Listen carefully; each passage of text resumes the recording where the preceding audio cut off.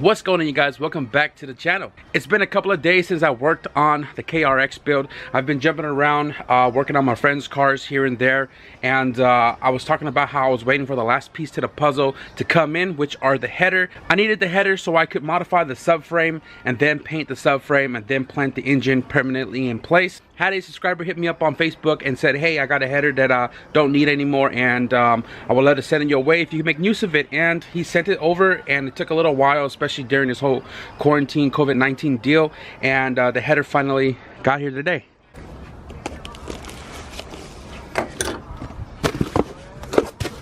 Oh, well packaged.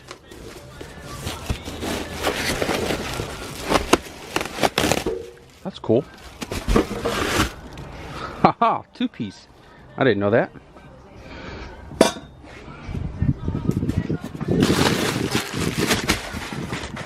All right. This is like a 4-to-1. No, actually, this is a 4-1. Not even 4-2-1. Hell yeah. So, let me look for his name here. His name is Ian Kennedy. And he hit me up and said, hey, I got a K-swap header. That's the image right there. That is the header that we have right here on the floor, right?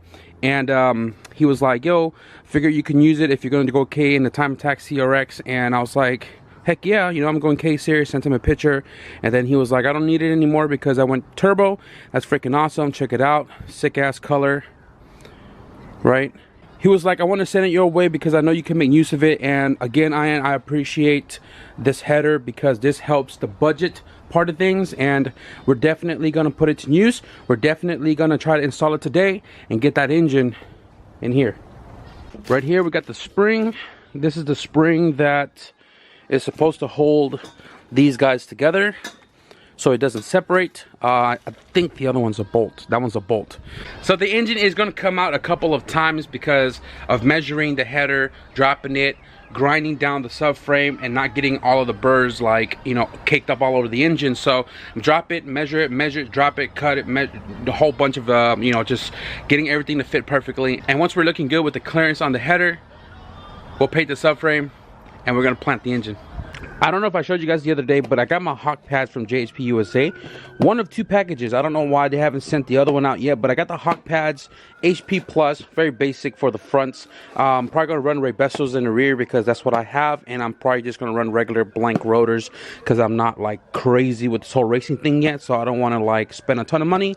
But when we can afford it, we'll get some slotted or drill slotted rotors or something like that. But right now, what I'm gonna do is I'm gonna take this valve cover off, this Type R one, and shout out to Brian because he hooked it up with this stock valve cover. I'm gonna slap this on here so that way we don't scratch this valve cover or this one moving the engine back and forth in the engine bay underneath the car. Also shout out to Brian for hooking it up with this stock Type S coil pack covers.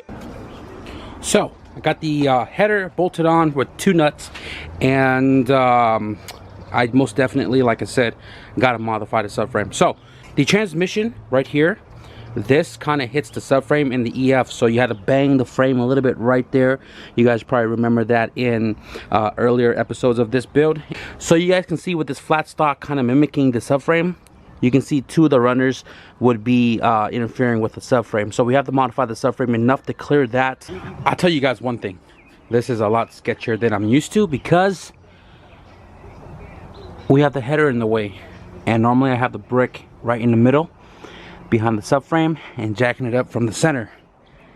Jacking it out on the driver's side, and it's going up fine, but it looks sketchy. So I'm gonna go ahead and try to get it as high as I could so I can squeeze the motor in there.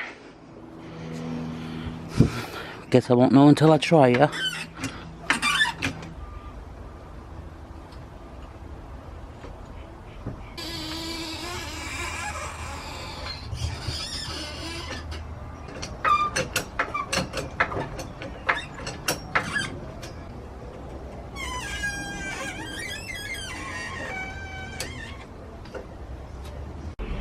Alright, So you guys can see right here, I have this mount not even in place. But if you look at it, if I line it up like this hole is almost lined up with that. So maybe the engine got to shift a little bit more, but the engine is also kind of crooked.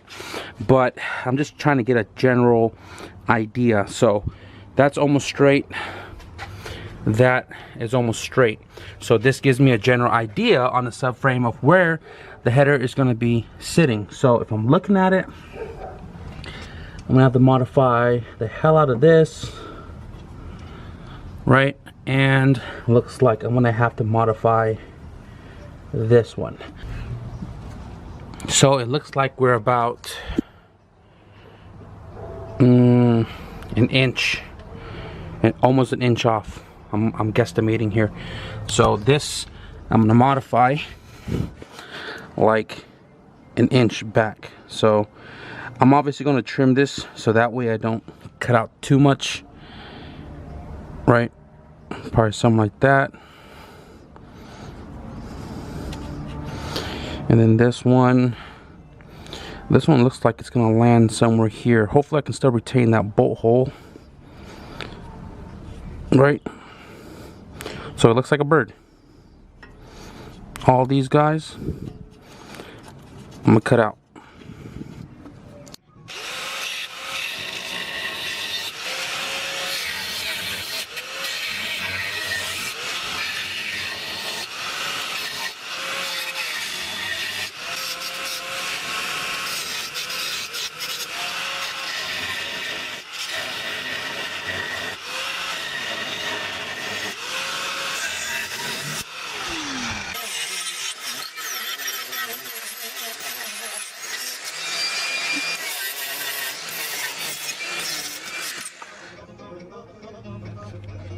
So right now I bolted up the passenger side and the driver. I am trying to figure out how much more I gotta cut going back of the subframe, because right now I cut pretty much from the lip of this guy to the back of the lower subframe right here, this flat piece. I need the motor mounts to know how much the engine gonna rock backward and how much more of the runner is gonna go into the subframe. So right now I'm bolting up the rear bracket right here, 217 at the bottom, one right here from the block to the trans, and it'll tell me how much further I have to go to get these two guys to bolt up, and you know, that'll let me know how much more I got to cut here. I'm trimming this a little at a time. I don't want to have to cut the subframe a big chunk right away, so I am like I said, I'm installing this to kind of figure out how much more I got to cut. So if you guys see the motor mount, I have it on the highest setting possible. Right here you can see it's curved one way and then it goes that way, and this one is almost flat. According to the Hasport instructions, this formation with the flat part being on top is the highest setting for K24s. This one is on the highest bolt hole, and my goal is to get this aligned on the highest setting. I believe the bottom bolt hole is the highest setting, and obviously you guys can see we are like an inch apart. And if I jack it up, it stops right there, and we are still hitting right there and also right here where I haven't cut out yet. So you can see we closed the gap up a little bit, probably still an inch. So now I got to take everything back apart, probably take the header off, probably take the half shaft off, leave the motor hanging, and try to trim all that with the engine kind of sitting where it's sitting right now. So more grinding. We were able to close a little bit more gap on the motor mount to the bracket here, and where I marked all this, it's now shifted. So all the marks that I did here was when the engine wasn't like rocked backward. It was just, you know, sitting in place with the left mount, right mount, and this is where I marked it, that's where I cut it. Now that I trimmed it enough that it can rock back a little bit, you can see the runner shifted, and now I got to cut all the way over here, which I should have done from the beginning, because in my wagon it's cut all the way over here. So this, I'm gonna cut it private to that spot weld just to give it extra clearance, and my other contact points are at the very bottom again, same spot, way down there and way down there. So I think what I'm gonna do is I'm gonna cut this enough that it somewhat clears, and then what I'm gonna do is I'm gonna take the header off, bang that bottom part some more, and hopefully it clears again. We're about maybe 3/4 of an inch off here.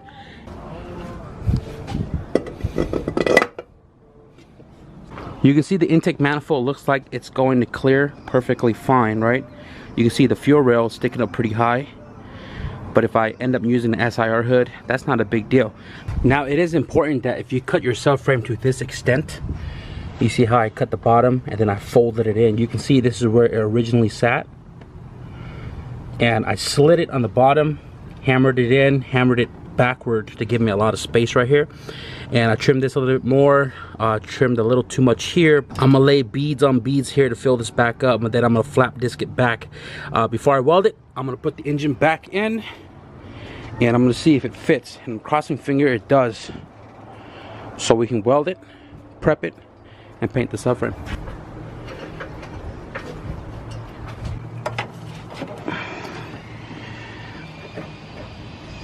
Oh, yeah, all right. It looks like it's gonna work. If I can find my bolt. Where's my bolt?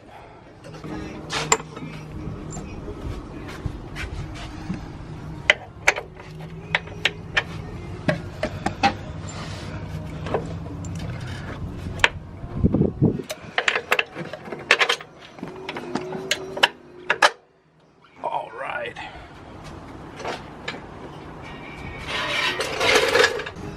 Hell yeah. So we got enough clearance right there. You can see it right through, right? And you can see right there we got some clearance. And mind you guys, this engine torques backward, and the header would bow down away from the subframe. So I think that's good right there. Now I'm gonna take everything back out again, jack it up, and get enough space for me to weld the top and the bottom side and be able to grind everything nice and flat. But I think we're good here.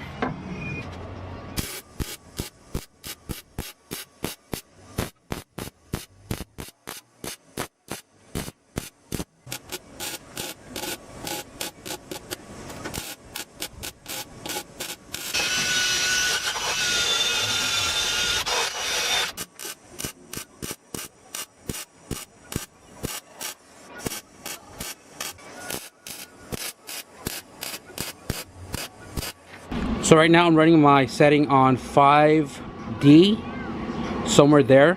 So it's not running super hot to burn the thin sheet metal that was here. So if you guys can see, I was able to fill in that giant gap right there, that burger weld.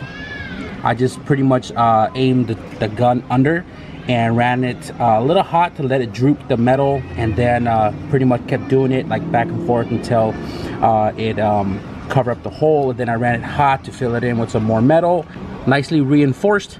I am going to flap it down a little bit just to kind of give it some space back, but this is definitely better than leaving it open and then causing the subframe to bend and crack later down the road after abuse.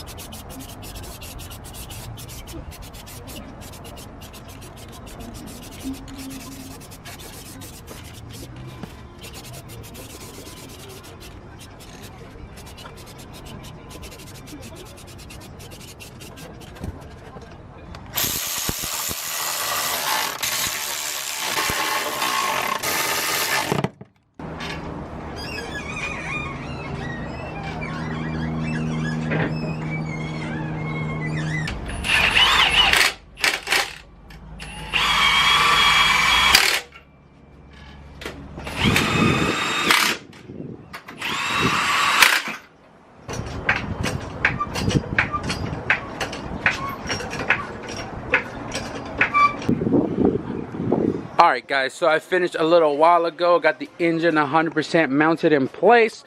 Nice and firm. When I bought these motor mounts, I don't even know what bushing ratings these are. I think they're soft. The engine does rock a little bit, which is perfectly fine. I mounted the manifold just to kind of get a look on, you know, the height of everything. And intake manifold's looking good. The hood, it's kind of promising because I closed the hood earlier. Right? And if you look over here, there's nothing touching it, right? But over here, it's just the webbing right there that's touching the valve cover. And it's before the hump. So if I cut the web out, I might be able to close the hood, but we'll do that another time. All I wanted to do today was modify the subframe for the header, which we did. We painted it. We got the engine installed. A lot more room now in the garage. And I think that's pretty much gonna be it for this video, guys. It's looking freaking awesome. I don't know, guys. I kind of like the silver valve cover. Like if you look at it, it kind of just blends all together, silver and black. But you know, I gotta pay my respect to the subscriber that sent me the teal one. I'm gonna rock it, you know what I'm saying, represent the city. If you guys know, you guys know. I'm gonna let you guys in on a little secret. Today is May 5th, Cinco de Mayo, but it is also my mom's birthday. 1, 2, 3. Happy birthday to you. Happy birthday to you. Happy birthday to my mama. Happy birthday to you.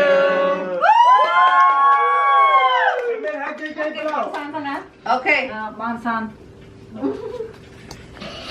Whoa, wish it.